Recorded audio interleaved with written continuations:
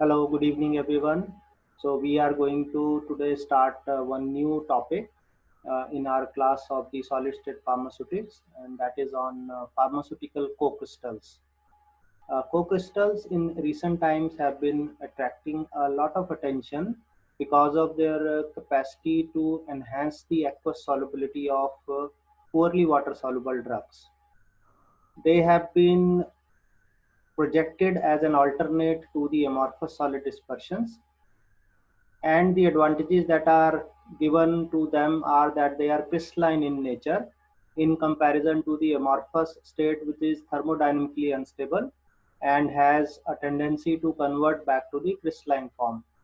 In contrast to that, the co-crystals are crystalline and they have relatively good physical stability, so they can provide the dual advantage of enhanced aqueous solubility as well as better physical stability. So we will be going through various aspects of co-crystals that will help us in understand their supramolecular perspective as well as their pharmaceutical properties. Now, there are various definitions of co-crystals that can be found in the literature. So, one of the definition which is widely accepted in the scientific community goes like this: that co-crystals are solids that are crystalline. So, the important aspect here is that they are crystalline in nature, single phase materials composed of two or more different molecules and or ionic compounds, generally in a stoichiometric ratio, which are neither solvates nor simple salts. So that is the important differentiation of the co-crystals from other types of solid forms, that they are neither solvates nor they are simple salts. There is another definition which has been given by US FDA in their guidance for industry document, which was released in February 2018, which calls the co-crystals as crystalline materials composed of two or more different molecules, one of which is the API, in a defined stoichiometry ratio within the same crystal lattice, that are associated by non-ionic and non-covalent bond, which means they are held together by intermolecular interactions that are neither ionic in nature nor covalent in nature. And as we had discussed previously in our discussion on the intermolecular interactions in the crystalline phase, the most important interactions in the crystalline solids are the hydrogen bonding, electrostatic interactions, and van der Waals interactions, which are neither ionic nor covalent in nature. So that's an important aspect that we have to keep in mind, that if something has to be called a co-crystal, if a compound or a material has to be called as a co-crystal, the interaction should not be ionic and covalent between the different components of the co-crystal. Now here in this slide, we are going to see what is the difference between a simple salt versus a solvate, hydrate, and a polymorph. I think we had discussed this slide previously in one of the class as well. So this blue color structure is the API. This black color is the counter ion. So this is the water or the solvent, and these are the neutral guest molecules that are shown in this gray color. So in a salt, you have a acidic or a basic drug and the counter ion present. So this makes it a salt form. In a solvent, you have the API and the water or the solvent molecule. In a co-crystal, you have the API and the neutral guest molecule. And polymorph, as you know, are the different crystalline arrangements of the same API. So the only difference in the polymorphs is that the way the API molecules are arranged in the crystal lattice is different from one another. So the key differences between the co-crystals and the other solid forms is that contrary to the salts, there is no complete transfer of the proton involved in the case of co-crystal. In the case of salt forms, we had studied in our previous semester that there is a complete proton transfer involved between the API molecule and the counter ion. So in the case of co-crystal, there is no proton transfer involved. Next difference is that its synthesis does not require presence of ionizable functional moiety, as is the requirement for a salt form. In the case of a co-crystal, the second component, that is the component other than the API, is non-volatile at room temperature, which means it is going to be solid at the room temperature, which is different from the solvates and hydrates, wherein you have certain solvents or water incorporated in the crystal lattice, which are volatile in nature at the room temperature. Co-crystals have a definite stoichiometry, which means the ratio of the API to the coformer is going to be a fixed ratio. For example, you could have a 1:1 stoichiometry, you could have 2:1 stoichiometry, you can have 1:2 stoichiometry, depending upon the type of the co-crystal. The stoichiometry can differ. Whereas in some of the solvates and hydrates, this stoichiometry may not be present. Although in most of the solvates, we'll see that there is a definite stoichiometry that is there, but in some instances, this stoichiometry may not be present. And the last difference is that the co-crystal is a multi-component system. This is what differentiates it from the polymorphic form, because the polymorphic forms are monocomponent system, because there is only the API molecule involved in the formation of the polymorph. Now, this particular slide shows some examples of the co-crystals and some other systems. So as we discussed in the previous slide, so you have the API and you have the coformer. So we are discussing here this example number 1, and that gives you the co-crystal. So the co-crystal has the API and the coformer molecules. If water or a solvent gets accommodated into the same structure, then we will end up with a co-crystal hydrate or a solvate system. So now we have three components. We have the API. This is the API. This is the water molecule, and this is the coformer. So this now becomes a co-crystal hydrate. The second example is wherein you have a API, a counter ion, and a coformer, and you get what is called as a salt co-crystal. So this is the salt form, wherein this is the API, this is the counter ion, and this is the neutral guest molecule. And in a salt co-crystal, if we have further incorporation of water, we'll get a salt co-crystal hydrate. So now, in fact, we have four components in this crystalline system. So you have the API, you have the counter ion, you have the coformer, and you have water or a solvent. Now, all these systems are not just for the sake of theoretical discussion. In fact, such systems have been observed practically when people have been studying various types of solid forms. So you can have a co-crystal, you can have a co-crystal hydrate, you can have a salt co-crystal, and then you can have a salt co-crystal hydrate. Now, in contrast to that, you have the API and the counter ion, then you get a salt. But here the important difference is that there is a proton transfer involved. In both the previous cases, there was no proton transfer involved. So in the salt, if you have further incorporation of water, you will get a salt hydrate or a salt solvate. So here you have the drug, you have the counter ion, and then you have water or the solvent. So these are various multi-component systems that are possible. They have been practically observed in many instances.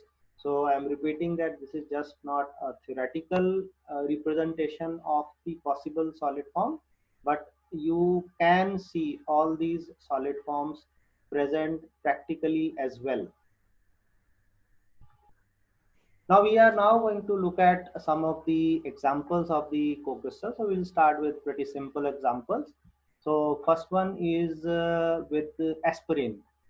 So you know, as aspirin is acetyl salicylic acid. So there is a carboxylic group present.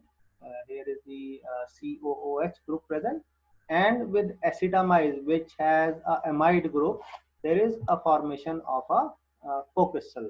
So there is an involvement of what we call acid amide synthon. So this is the packing diagram of aspirin and acetamide, 1:1 co-crystal structure. So the stoichiometry here is 1:1, which means for every molecule of aspirin, there is one molecule of acetamide present in the unit cell of the crystal. The second example is of another drug, that is carbamazepine, wherein you have a amide group CONH2 with succinic acid, which has two carboxylic acid groups. So in this case, we get a carbamazepine succinic acid co-crystal. So this is the unit cell of that particular co-crystal. Here, each carboxylic acid or each COH in succinic acid forms two hydrogen bonds with the amide functional group of CBZ, that is carbamazepine. So here also you will see that the stoichiometry is 1:1 only, and for every molecule of carbamazepine, there is one molecule of succinic acid that is involved in the co-crystal formation. And there are some other examples. There are co-crystals of carbamazepine with saccharin, with 4-amino-benzoic acid, and with urea as co-formers. Then there are celecoxib nicotinamide co-crystals, itraconazole succinic acid co-crystals, etc. And as we will see, this is in fact a very uh, fertile area of research these days. Not only academicians, but the pharmaceutical industry is also actively looking at the co-crystals, because this provides them first intellectual property which can be protected, and then secondly it can provide them high improvement in water solubility, which could be very useful for enhancement of the oral bioavailability.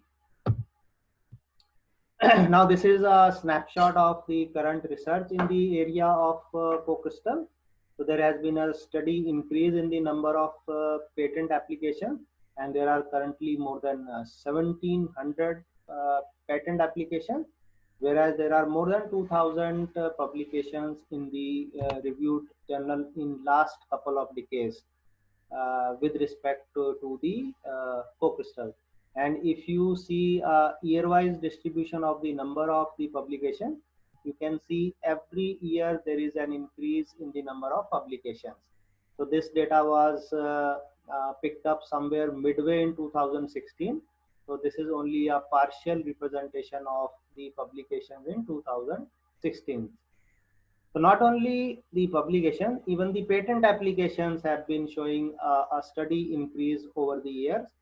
So both these things point out that not only from the academic perspective, but also from industrial perspective, the area of co-crystal has immense importance, because the pharmaceutical companies are trying to exploit the benefits of co-crystals both for the bioavailability enhancement as well as for enhancing the patent protection on their molecules. Now, this is the current state of research in the area of pharmaceutical co-crystals. The previous slide was capturing the co-crystals across the domains, but this is specifically for the pharmaceutical co-crystal. So these are the publications and patents.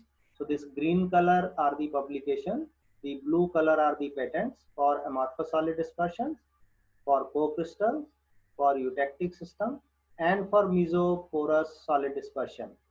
So you can see that the maximum activity has been in the area of amorphous solid dispersion, but the second most active area has been co-crystals, where there are 660 publications and 297 patent applications which were filed. And if we look at the breakdown of the patent applications, out of this 297, 80% of them were filed by the pharmaceutical industry, whereas 20% were academic publications, which were not publications, patents that were filed by the academic institutions or the universities. This very clearly shows that the major emphasis in terms of the co-crystal research remains with the industry, because they are aware that the total benefit that is going to come out of the patent applications in co-crystals is going to be immense. Now we are moving over to the important aspect, which is the design aspects of co-crystals, which means that how do we decide for a particular API which coformer is going to be a suitable candidate for co-crystal formation. Because if you have a given API, there is going to be a wide choice of the coformers which is available at your disposal. So you have to pick and choose from that wide variety of coformers, those coformers which are likely to give you the co-crystals, because all the coformers are not going to form the co-crystals with a given API. So the first rule that is applied for identifying this is called as the delta pK rule. And it simply considers the difference in the pK value of the base and the acid. And the rule is like this. So if the difference between the pK of the base and the acid is greater than 3, there is going to be formation of the salts. This we had discussed in the last semester also, when we were talking about the salt forms, and why salt forms are formed if the difference is greater than 3. Because at this particular situation, there is going to be a complete transfer of the proton, which will lead to the formation of ionic bonds. And remember, in the definition of the co-crystals, we discussed that the interaction should be non-ionic and non-covalent. So if there is a ionic bond formation, it will no longer be a co-crystal. It will fall under the category of salt formation. If the delta pK difference is less than 0, then there is going to be formation of a co-crystal, because there is going to be sharing of the protons between the two electronegative atoms, and there is going to be formation of only hydrogen bonds. No ionic bonds are going to be formed. And if you have a situation that this delta pK is from 1 to 3, then there is possibility of formation of salt co-crystal hybrids, which means there could be both the entities present in the structure. You could also sometimes end up with a co-crystal, or you may end up with the salt, which means this is a slightly more unpredictable zone, wherein there could be formation of either a salt or a co-crystal or a salt co-crystal hybrid. So if you want to be sure that there has to be a formation of a co-crystal, the delta pK value should be less than 0. So what we are going to do as pharmaceutical scientists engaged in the designing of the co-crystal. So if you have the API, you know the pK value of that particular API. So you will choose a coformer which has such a pK value that the difference between the two is less than 0, because that maximizes the chances of formation of a co-crystal.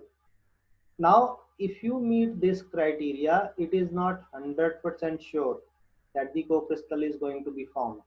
So this is only one of the criteria that we have to ensure and look for in the initial stages while we are choosing the coformer.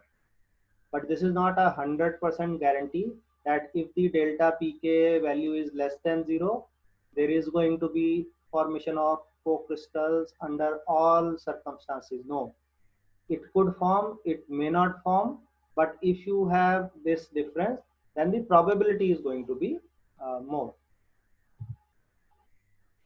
The other approach is called as the Synthon approach. So the first criteria that we discussed was the delta pK rule. The other approach that is adopted for designing of the co-crystals is called as the Synthon approach. Now, synthons are nothing but the functional groups that are involved in the formation of the interaction between the API and the coformer. So there has to be presence of what we call as compatible supramolecular synthons in the molecule of interest. And there are two types of synthons which are used or which are known to exist. So the first one is called as supramolecular homosynthon.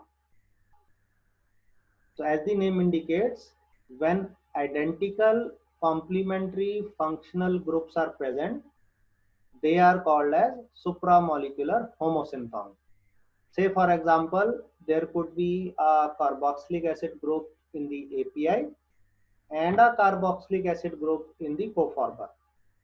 And if there is a formation of hydrogen bond between these two carboxylic acid groups, which leads to the formation of the co-crystal, we are going to say that there is a carboxylic acid dimer being formed.